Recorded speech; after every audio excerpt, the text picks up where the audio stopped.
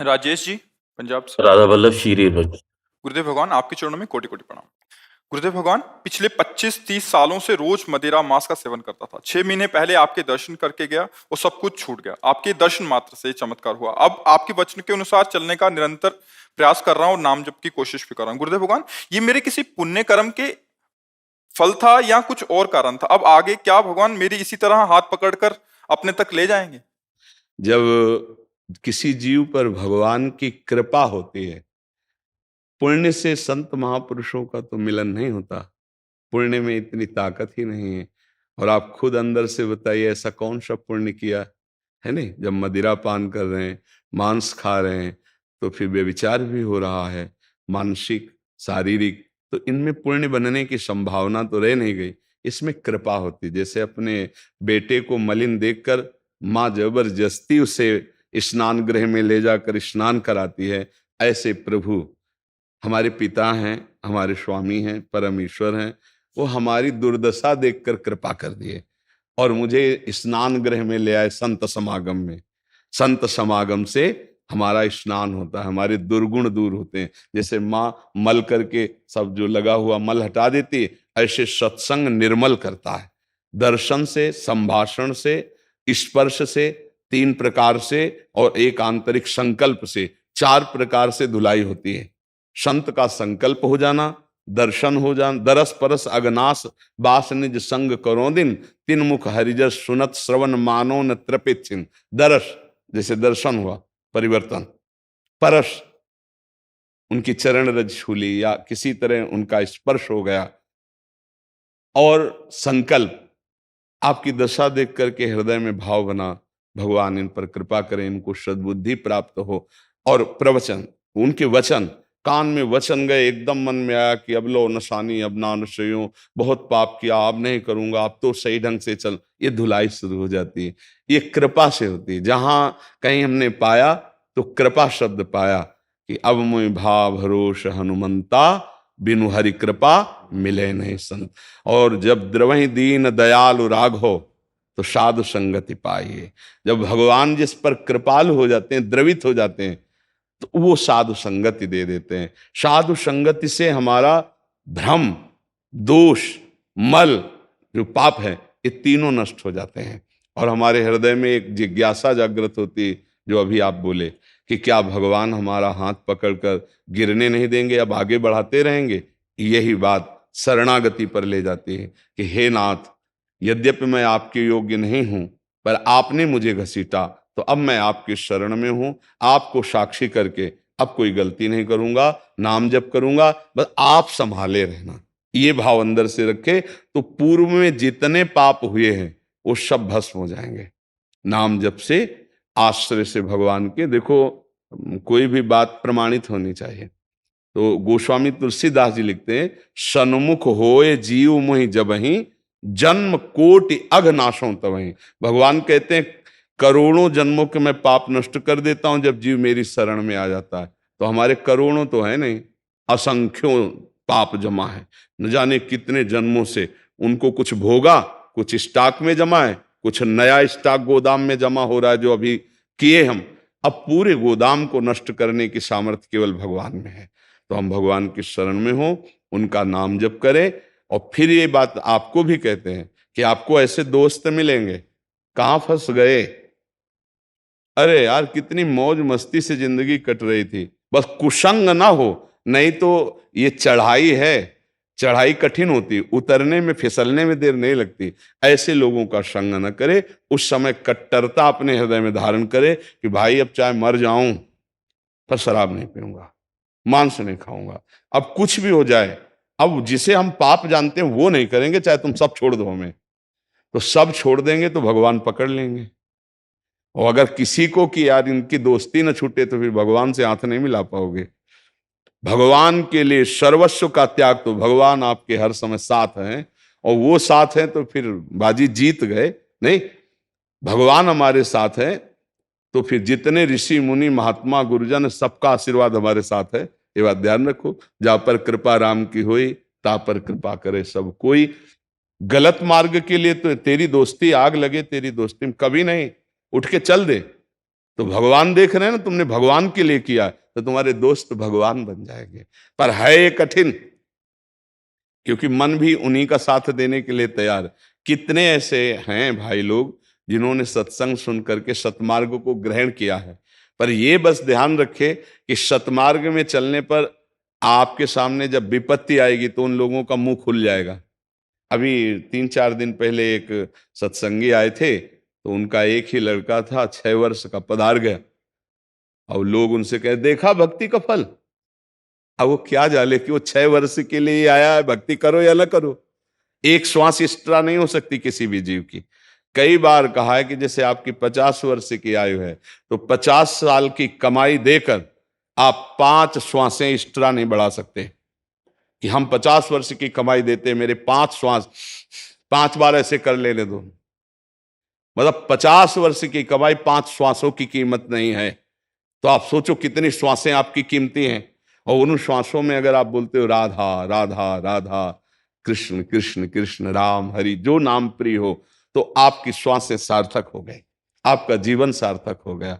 आपका जब शरीर छूटेगा तो आपके रजिस्टर में देखा जाएगा, तो माना गया इतने वर्ष ये पाप किया, इतने वर्ष ये, लेकिन इसने इतनी बार नाम लिया गुरु का, इष्ट का। अब एक नाम की कीमत पूरा त्रिभुवन नहीं है।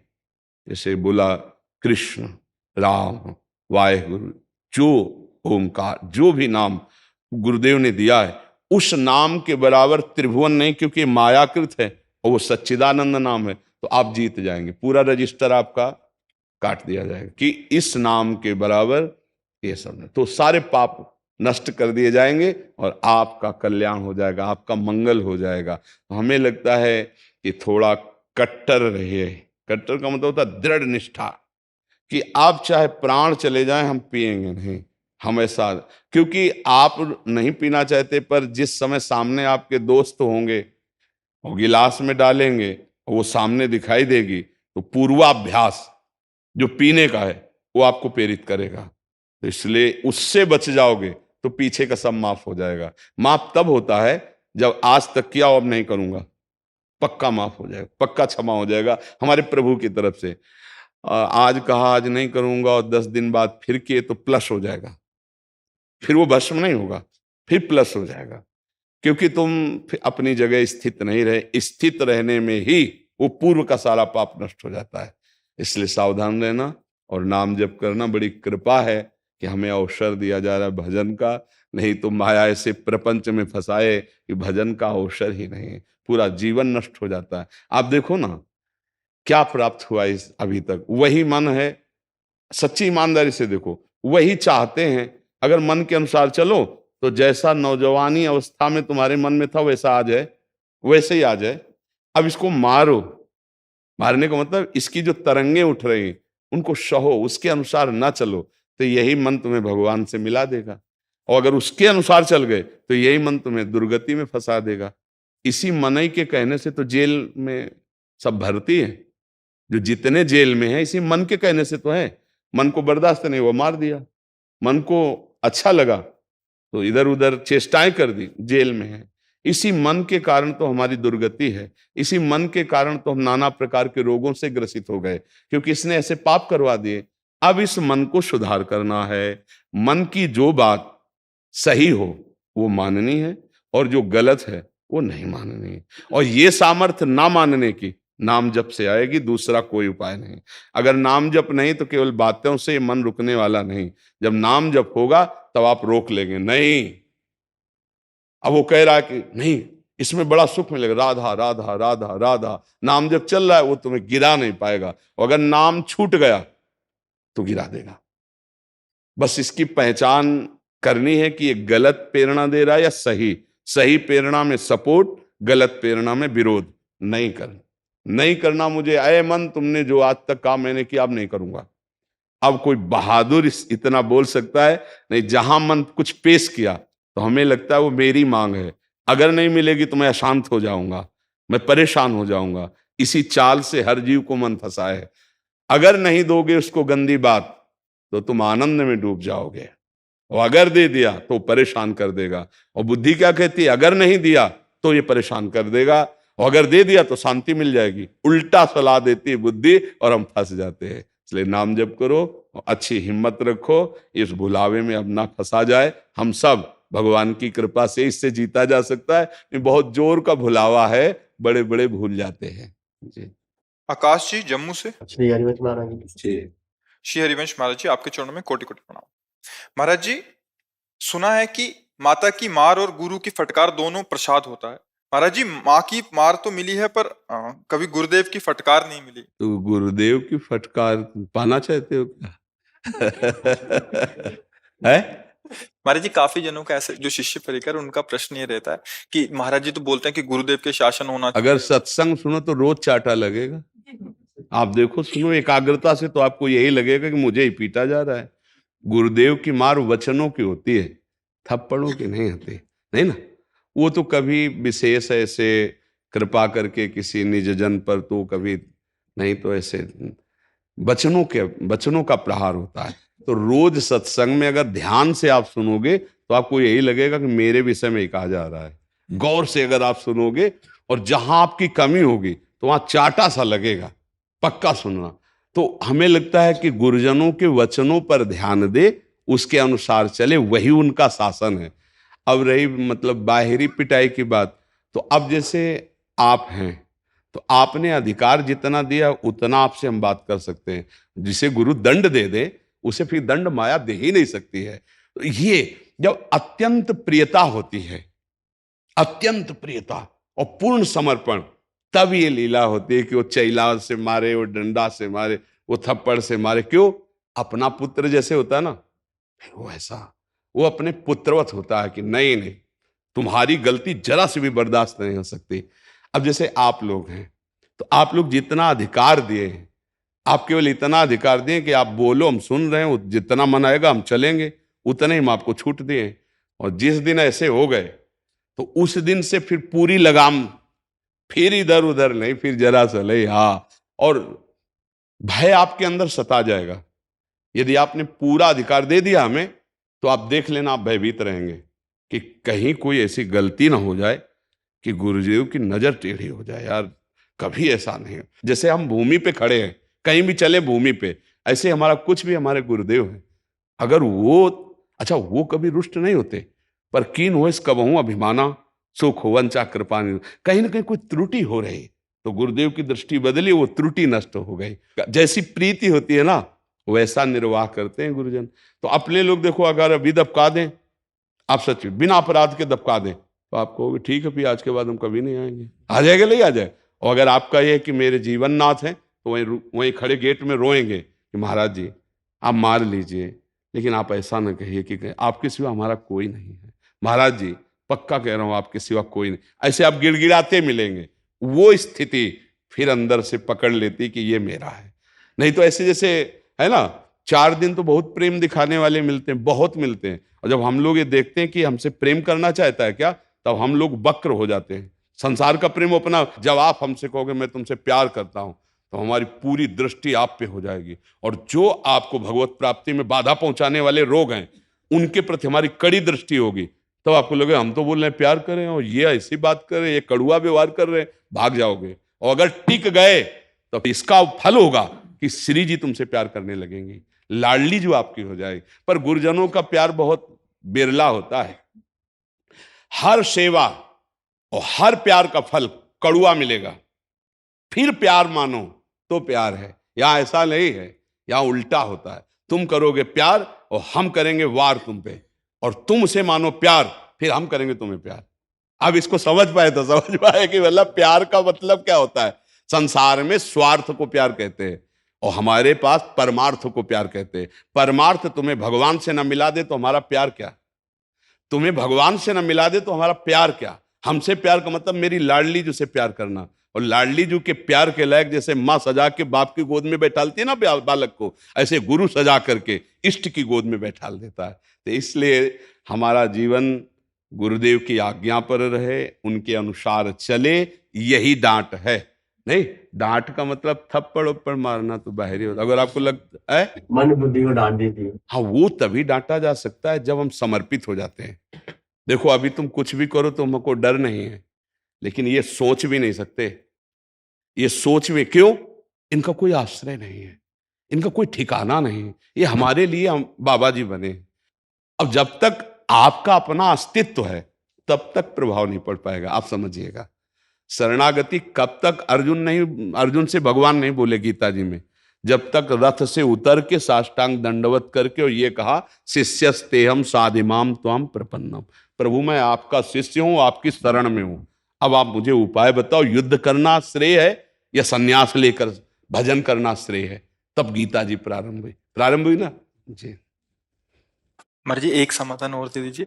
महाराज जी आप सत्संग में प्राय कहते हैं कि जो आपसे गलती हो जाती है वो अपने गुरुजनों या महापुरुषों के आगे अगर स्वीकार करते हैं तो वो प्रायश्चित हो जाता है, या वो जो समाधान दें भी आए दिन कोई ना कोई हम गुरुदेव के आगे स्वीकार करना हाँ, चाहते हैं। उसमें बात यह है कि जो गुरु की छवि आप विराजमान किए हो, तो आप क्या छवि मानते हो क्या? गुरु साक्षात मानते हैं ना।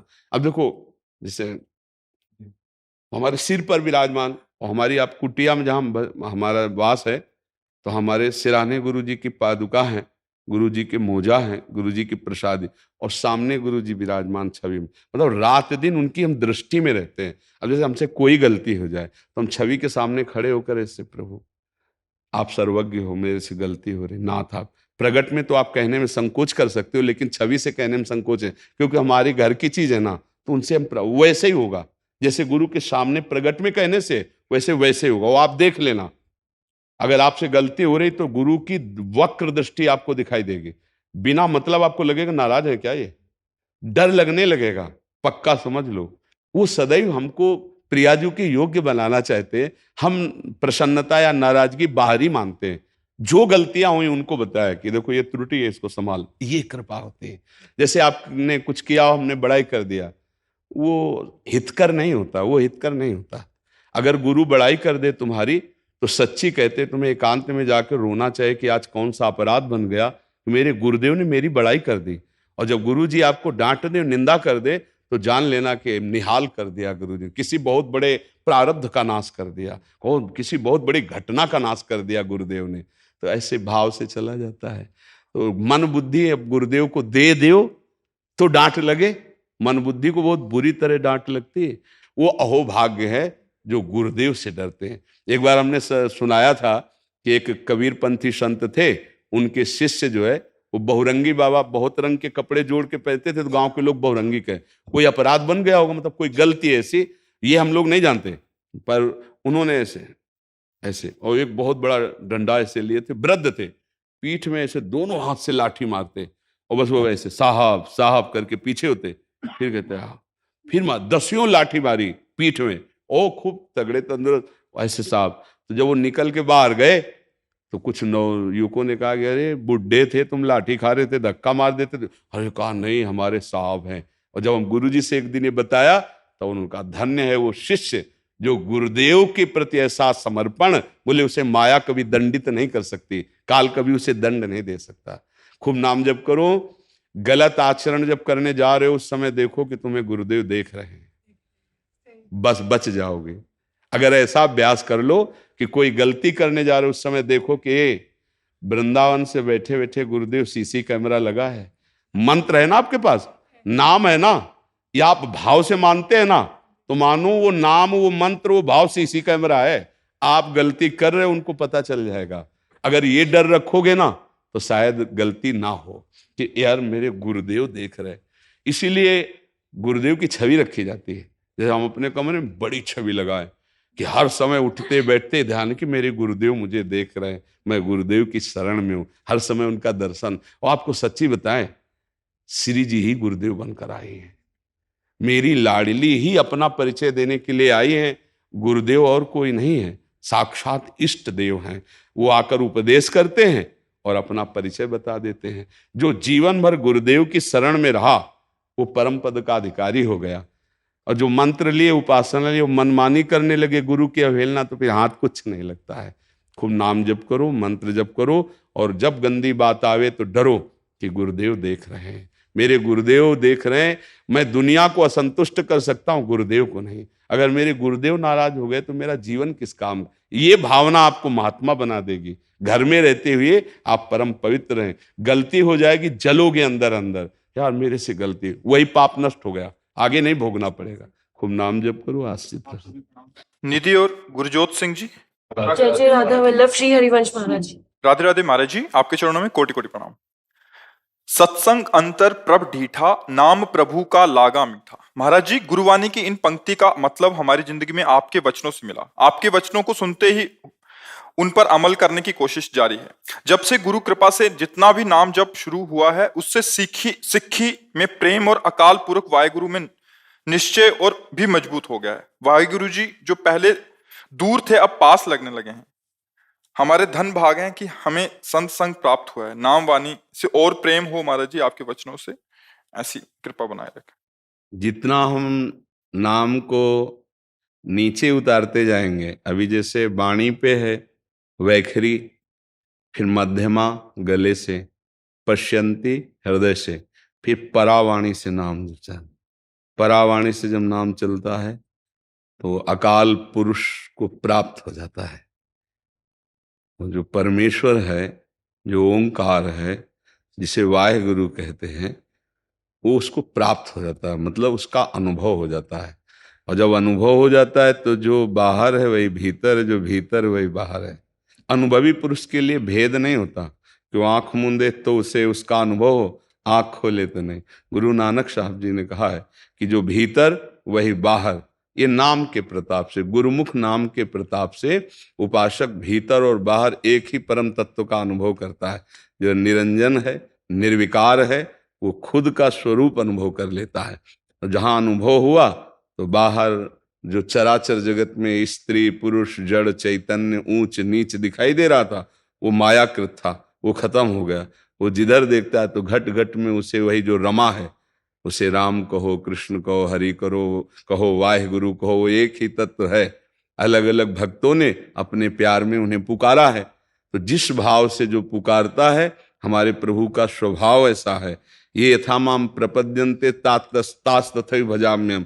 यदि आप उनको साकार मान करके तो आपको साकार दर्शन देंगे, निराकार मान करके तो निराकार अनुभव कराएंगे, सर्वव्यापी तो सर्वव्यापी, हृदय विहारी तो हृदय विहारी। जैसे भाव से प्रभु को भजे, प्रभु वैसा ही अनुभव करा देते हैं।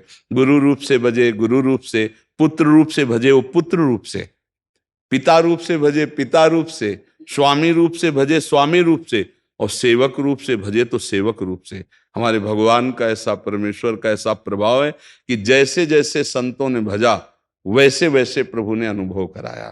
तो हम कोशिश करें कि जिह्वा से नाम निरंतर, फिर वो हमारे गले से चले, जिसे उपांशु कहते हैं, जिसे मध्यमा वाणी कहते हैं।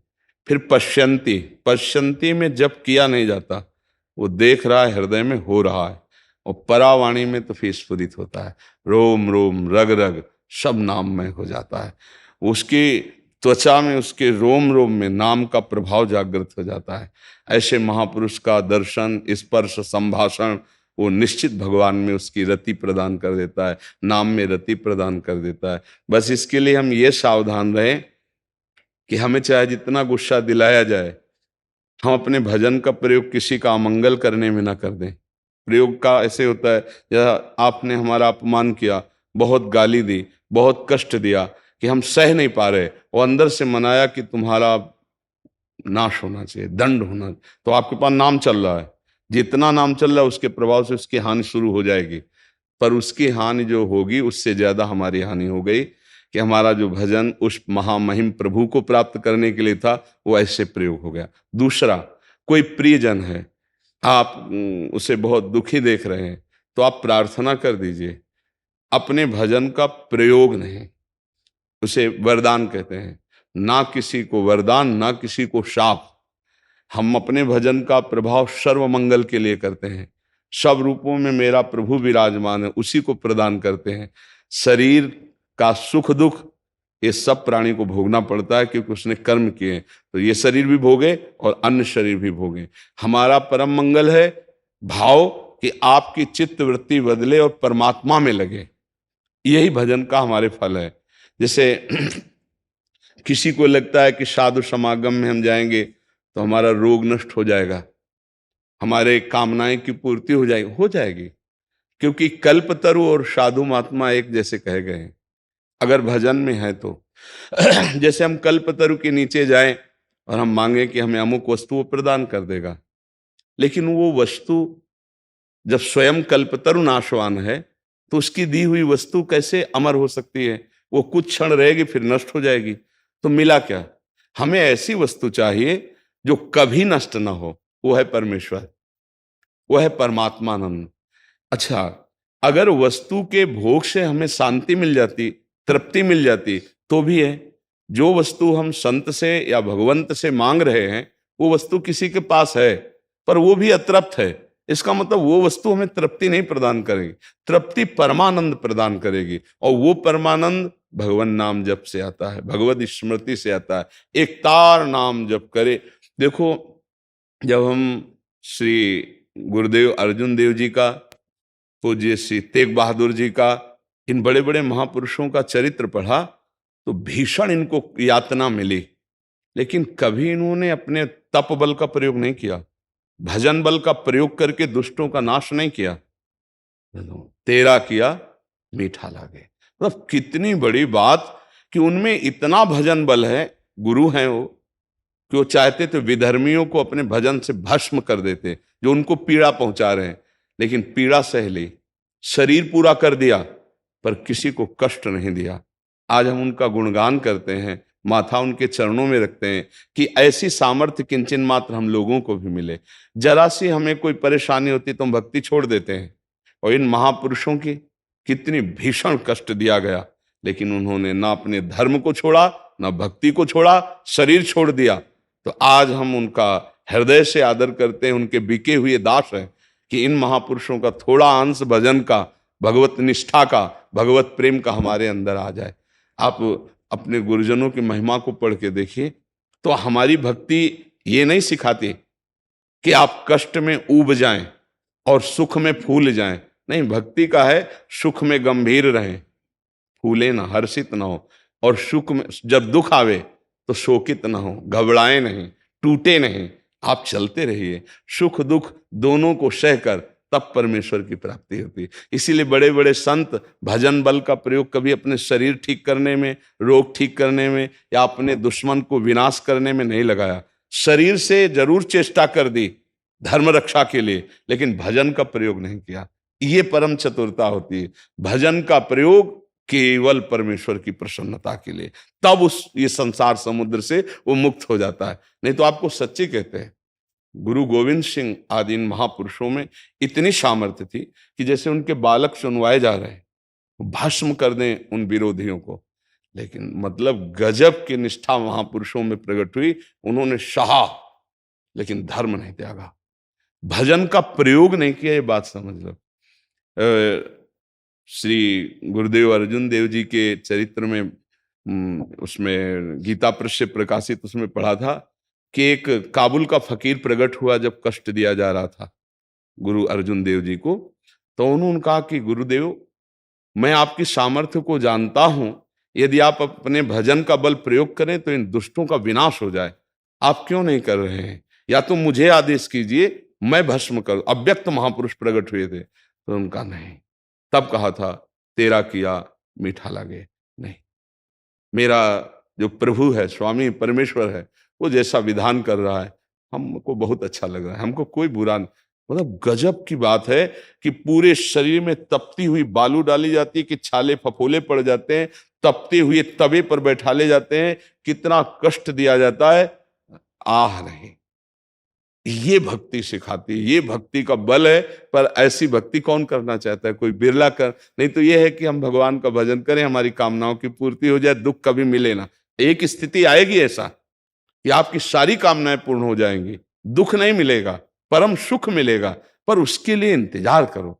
एक किसान फसल बोता है, इंतजार करता है, आप नाम जप करें, इंतजार करो, आपके दुखों का नाश होगा। पर हम धैर्य न छोड़ें, कोई ऐसी विपत्ति आ जाए तो हम अपने नाम को न छोड़ दें कि नाम ने विपत्ति तो दूर नहीं की और मैं खूब नाम जप कर रहा हूं। अगर इन बातों से पुष्ट रहे तो धीरे धीरे नाम वैखरी से उपांशु में, उपांशु से मानसिक में, मानसिक से परावाणी में, परावाणी में अजपा जाप होता है, वो जपता नहीं है। स्वाभाविक निकलता रहता है। और जब स्वाभाविक स्थिति आ जाती तब वो महागुरु हो जाता है, तब वो परम परमेश्वर को प्राप्त कर लेता है। तब इस शरीर में रहते हुए भी उस शरीर से परे होता है, शरीर का कोई राग नहीं रहता है। पर इतनी स्थिति पहुंचने तक धैर्य पूर्वक चलता रहे। बड़े कृपा पात्र हो वाहे गुरु के कि आप नाम में लग गए, नहीं तो हम सुनते जरूर हैं लेकिन उसको अपने जीवन में नहीं उतारते। जो जीवन में उतारते हैं उनका जीवन सफल हो गया। देखो मृत्यु तो आनी है, किस दिन आनी किस क्षण आनी पता नहीं, पर कमा के जाओ ना, गंवा के क्यों जाओ। अपनी श्वासें विषयों में गंवा रहे, एक बार भी भगवान नाम नहीं ले रहे तो जीवन को आपने खो दिया। और नाम जपते हुए कष्ट सहते हुए चल रहे तो आप महाधनी हो जाओगे। अंतिम फाइनल देखा जाता है। आप साल भर क्या पढ़ाई की, परीक्षा का वो जो पेपर है उसको हल करोगे तब पता चलेगा आपको। ऐसे ही परीक्षा का पेपर आता है, कभी भारी प्रलोभन आ जाता है भूल जाओ भगवान को, कभी भारी विपत्ति आ जाती है कि अब छोड़ दो। दोनों में जो टिका रहता है, ना तो सुख सुविधा में और ना दुख दुविधा में, वो विचलित नहीं हुआ चलता रहता है अपने मार्ग में, वही महापुरुष होता है। देखो सुख सुविधा मनोरंजन है, मन को जब हम प्रभु में लगाते हैं तो भागने की कोशिश करता है। तो माया सुंदर वाटिका भेज देती है भोगों की, लो भोगो, काय को जल रहे हो। अगर उपासक चतुर नहीं हुआ तो समझता है हमें भजन का फल मिला है, हम इसका भोग करें, बस फंस गया। विपत्ति आई, ऊब गया, दुखी हो गया, भगवान से विमुख हो गया। माया की यही चाल होती है।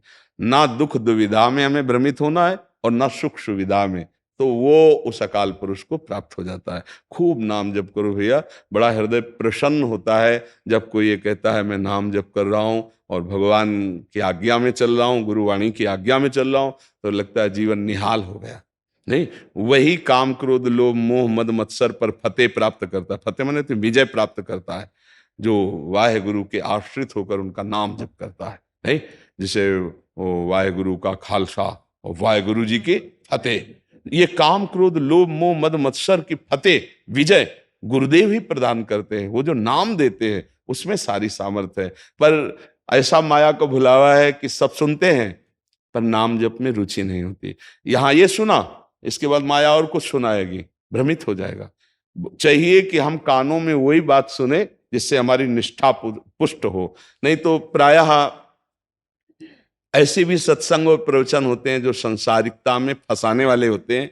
यद्यपि सत्संग होता है संसार से मुक्त करने वाला, पर हमें बहुत संभाल के सुनना है कि हमारे कानों में कहीं दोष वाली बातें ना आ जाएं, ऐसा संसार का महत्व ना जाग जाए, कहीं भोगों का महत्व न जग जाए। हमें केवल परमेश्वर का महत्व रहे। अपने कानों को भी बचाना है, अपने नेत्रों को बचाना है, अपनी हर इंद्रिय को पवित्र करना है, तभी परमेश्वर में रति होती है। जी शोभित जी। राधे राधे। महाराज जी सादर प्रणाम। महाराज जी, अध्यात्म की तरफ चलते चलते अचानक मन विचलित सा हो जाता है, उल्टे से ख्याल आते हैं, नकारात्मक ऊर्जाएं उत्पन्न सी होती हैं महाराज। हाँ, वो चूंकि संसार का मनोरंजन उसको प्रिय लगता है, मन को मनमानी आचरण करना उसको प्रिय लगता है। उसकी गलती नहीं है, हम जहां उसको लगाते हैं वहीं वो राजी होने लगता है। अब जैसे अध्यात्म मार्ग में लगा रहे हैं तो इसमें जहां जहां वो लगा रहा है उसके विरुद्ध बात है। उसको भोग चाहिए, उसको हर इंद्रिय के मना खष्टान इंद्रियाणी प्रकृति स्थान कर सती, 5 ज्ञानेंद्रियों के द्वारा वो विषयों में विचरने का स्वभाव बना लिया है। भगवान कह रहे हैं आप भगवान के अंश, ममैवांशो जीव लोके जीव भूता सनातना मना खष्टान इंद्रियाणी प्रकृति स्थान कर सती। आप इस मन के भुलावे में आकर, मन भोगों के भुलावे में आपको फंसाकर ये सदैव अधीन रखा है। अब अध्यात्म सुनना शुरू किया, अध्यात्म चल तो अध्यात्म में मन को वश में किया जाता है और अभी तक आप मन के वश में रहे। तो जब आप सपोर्ट नहीं देंगे तो आपका सपोर्ट करने लगेगा। इसकी चाल समझना, क्योंकि आपके बिना उसकी कोई सत्ता नहीं, वो आपके बिना कुछ नहीं कर सकता, आपके दस्तखत से ही करेगा।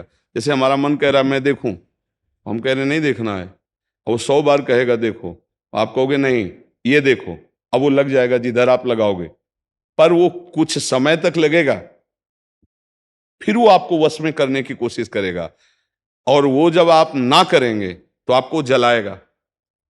अगर उस जलन को सह गए तो मन को अधीन कर लेंगे, और नहीं सह गए तो मन आपको अधीन कर लेगा। ये खेल चल रहा है। प्रायः सब मन के अधीन ही होते हैं। मन को कोई चेला बनाने वही सच्चा गुरु। दूसरों को तो चेला बनाना सहज है, मन को जो चेला बना ले वही सच्चा गुरु। मन ने सबको चेला बना रखा है, नहीं बना रखा? जैसा कहता है वैसे ही करना पड़ता है। और बड़ा बात यह है कि मन को हम जैसा कहें शास्त्र आज्ञा से वैसा चला ले, सो महात्मा, वही गुरु, वही भक्त।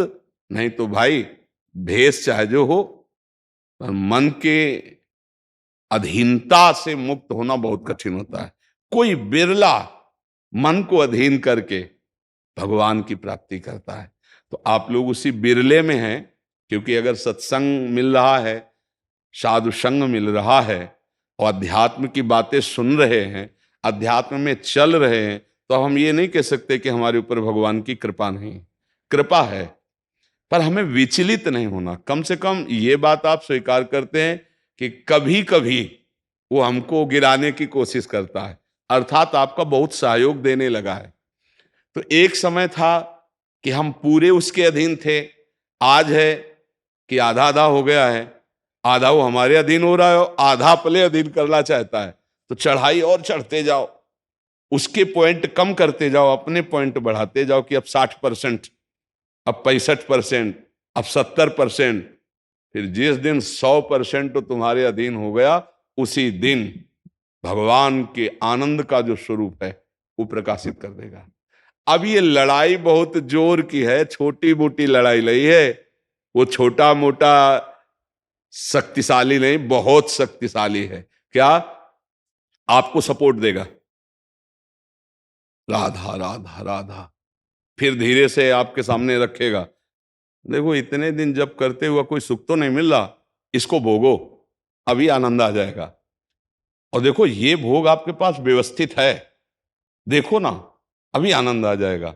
अच्छा, अब रुका राधा नाम, अब वो उस भोग में ले गया। अब राधा नाम जपना चाहोगे तो अच्छा नहीं लगेगा, अरुचि, वो अपने अधीन करता चला जाएगा।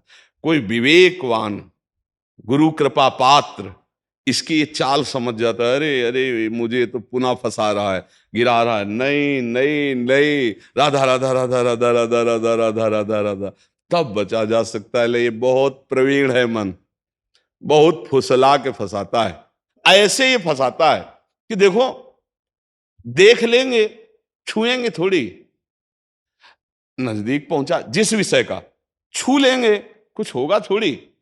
और धीरे धीरे धीरे वो तुम्हें लगेगा कि यार गलती हो गई, ऐसा क्यों हो गया, ऐसा यूं हो गया कि उसकी चाल को नहीं समझ पाए हम, उसकी चाल को नहीं समझ पाए। हर एक इंद्री के साथ ये जुड़ा हुआ है। ये सुन लेंगे, ये देख लेंगे, ये छू लेंगे, ये भोग लेंगे। इन्हीं इंद्रियों के कारण हमें परमात्मा प्राप्ति नहीं हो रही। यही इंद्रियां भोगों में फंसाए हुए हैं, और उसका मुखिया ये मन है। और ये बहुत चतुर मंत्री है आपका मंत्री। पर ऐसा समझ लो कि भोला राजा और चतुर मंत्री, तो उसकी दुर्दशा कैसी होती राजा की। जो सलाह देता है वैसे ही कर देता है और फंसता चला जाता है। और मंत्री अपने को बलवान बनाकर केवल नाम मात्र का राजा उसको बनाए हुए सारा काम वही कर रहा है। देख लो आप, नाम मात्र के आप जीवात्मा भगवान के अंश हो, सारा काम वही मन कर रहा है। हमारा मन कर रहा है आज ये खाएं तो हम खाएं, नहीं, ये मन की मांग है, तेरी मांग नहीं है। लेकिन ऐसा कौन भेद पैदा कर पाता है? मेरा मन कह रहा है आज ये देखा जाए, तो अब भाई देखा जाए। मेरा मन कह रहा है, तो कभी कभी मन अच्छा सपोर्ट करता है। जैसे आपको मन ने ही कहा चलो चलते हैं सत्संग में, बाबा के पास बैठते हैं वृंदावन में, तो अच्छा सपोर्ट दिया ना। वो सपोर्ट ना देता तो आप नहीं आ पाते।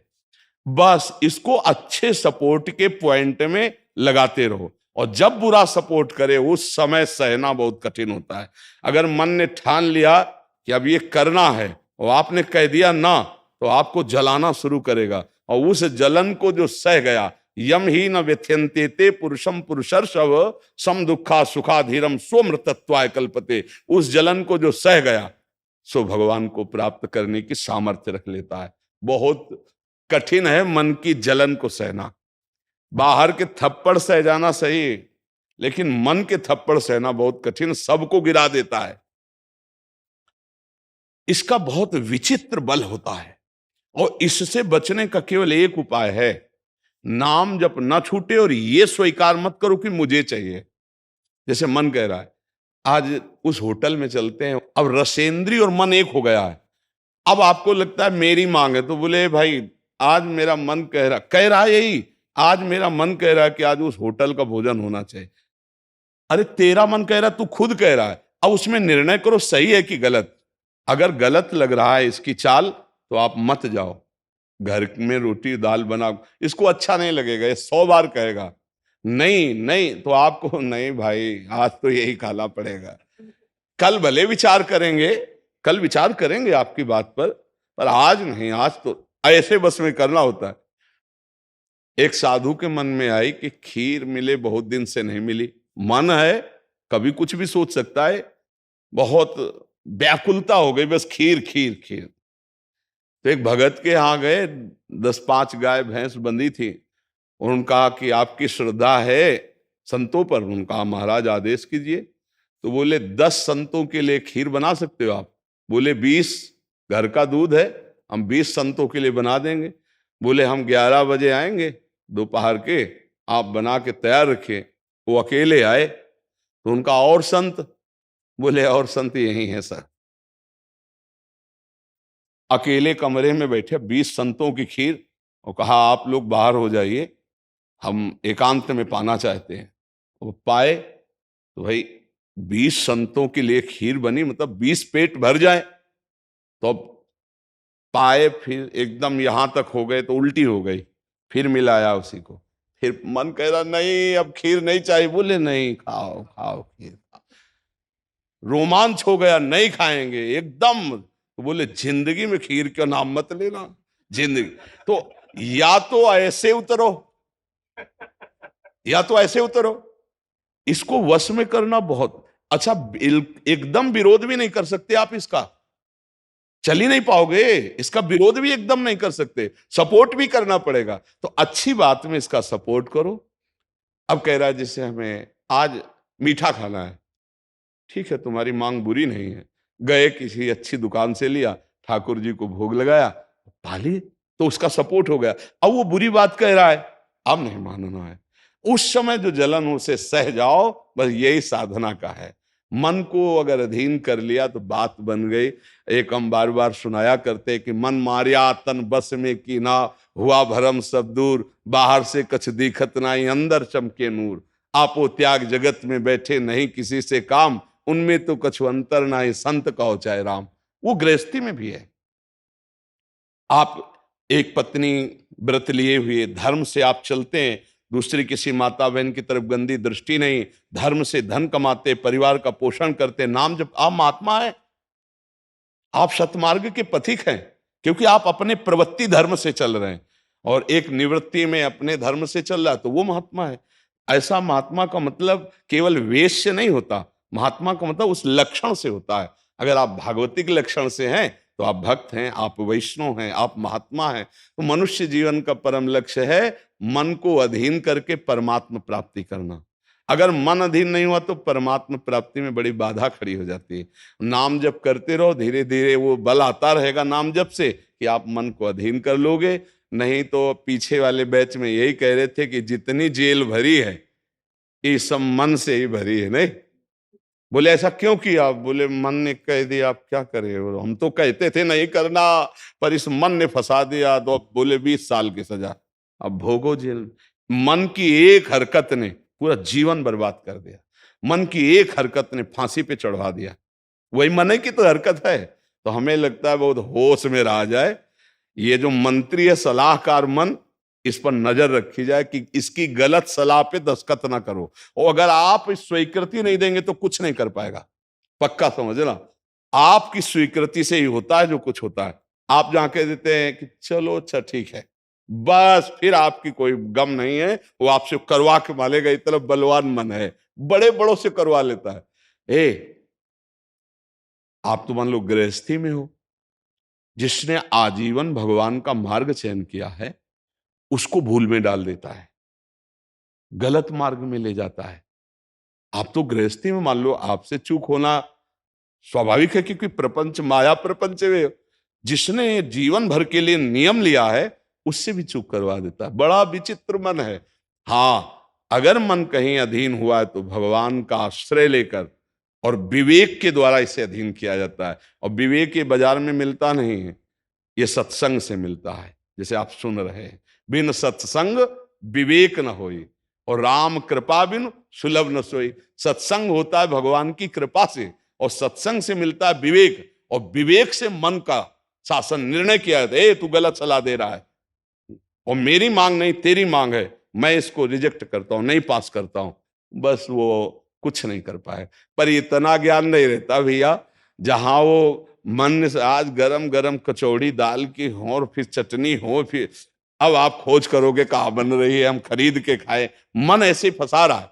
आप देखो ना, अपने घर में सब भोग सामग्री है, लेकिन जिनका मन, जो भजन नहीं करते, जो सत्संग नहीं करते, उनका मन गंदे आचरणों में फंसा है। घर में वो सब भोग सामग्री है, धर्म पूर्वक भोग करके वो भगवान को प्राप्त कर सकते थे, लेकिन वो अधर्माचरण, कलह, अशांति घर में है, और उनका मन कहाँ ले जाता है, गंदे गंदे जगह उनको फंसाए। ये मन की चाल है। आपके घर में है, धर्म पूर्वक भोग सकते हैं, लेकिन आपसे अधर्म करवाता है, पापाचरण करवाता है। आप विचार करो क्या है इन शरीरों में, क्या है, या उन भोगों में क्या है। कितना भोगोगे, चाहे जितना भोग लो, कभी तृप्ति होने वाली नहीं। और धर्म से चलोगे तो एक दिन इनसे निवृत्ति हो जाएगी, तृप्ति तो नहीं, निवृत्ति हो जाएगी, और आप प्रभु को प्यारे, प्रभु के प्रियजन बन जाएंगे। यही मनुष्य जीवन का लाभ है कि हम कमाई करने आए धर्म की, पुण्य की, नाम की, भगवान का नाम जप करके मंगल करने की, पर ये दिमाग में नहीं रहता। और यही लगता है जितना धन हो जाए, जितनी भोग सामग्री हो जाए, खूब भोगे, मौज से जिए। पर अधर्म आचरण करने वाला कभी मौज से नहीं रह सकता। ये शब्द याद रखो, चिंता, भय, शोक, घबराहट और दुख, ये उसको कभी छोड़ेगा नहीं जो पाप कर्म करता है। अचानक बेमतलब की कल्पना भय की सवार रहेगी, और धीरे धीरे वो मन डिप्रेशन में पहुंचने लगता है। क्यों? क्योंकि पापाचरण हो जाता है। और घर के किसी व्यक्ति से ठीक से बात नहीं करेगा। क्यों? अंदर से डिस्टर्ब हो चुका है। ये क्यों हुआ? बोले पापाचरण से हुआ। आज बहुत ज्यादा लोग डिप्रेशन में जा रहे हैं, बहुत ज्यादा लोग। इसका कारण जानते हो क्या है? यही मनमानी आचरण। मनमानी आचरण बचपन से शुरू हो जाता है, गंदा आचरण, गंदा व्यवहार, और वो दिमाग काम नहीं करता। एक प्रियता हमारे अंदर होती है कि कोई हमें प्यार करे। आप समझना, एक हमारे अंदर प्रेम की मांग होती है कि कोई हमें प्यार करे। नौ किशोर अवस्था में, जब यौवन अवस्था का, अगर उस समय हमें गलत संग मिल गया तो विक्षिप्त हो जाता है चित्त। अच्छा, प्यार कोई समझ पावे तो मुश्किल की बात है। प्रेम का निर्वाह तो सिर्फ भगवान करते हैं, या भगवान प्रदत्त ऐसा कोई दे दे जो प्रेम का निर्वाह करे। नहीं, अपने हृदय से जिसको हम प्रेम करते हैं और वो कहीं दूसरी जगह देख रहा है, अब विक्षिप्त हो जाएगा वो व्यक्ति, नहीं हो जाएगा। और ये प्रायः बहुत तायत में हो रहा है। क्यों? क्योंकि पूर्व संस्कार बन गए। अच्छा, जैसे देखना, बॉयफ्रेंड गर्लफ्रेंड, ब्रेकअप, फिर बॉयफ्रेंड, फिर गर्लफ्रेंड। समझ रहे हैं क्या संस्कार पड़ रहा बच्चों के अंदर? अब वो जब वर्ण करेंगे एक पति का, तो उनके अंदर निष्ठा आ पाएगी, वो संयम से चल पाएंगे, वो एक गृहस्थी को संभाल पाएंगे, वो अपने पति या पत्नी पर पूर्ण प्रेम कर पाएंगे? नहीं कर पाएंगे। क्यों? क्योंकि आदत खराब हो चुकी, संस्कार खराब हो चुके। अब ये हमारे समाज में ज्यादा फैल रहा है, नहीं फैल रहा है। अब जहां मन को संयम में लाने की बात आती है, वहां मन को तो हमने पहले ही रद्दी कागज बना दिया, पहले ही हमने उसको गंदा कर दिया। अब कैसे हो सकता है? गृहस्थी बहुत पावन मार्ग है, कोई ऐसा नहीं है।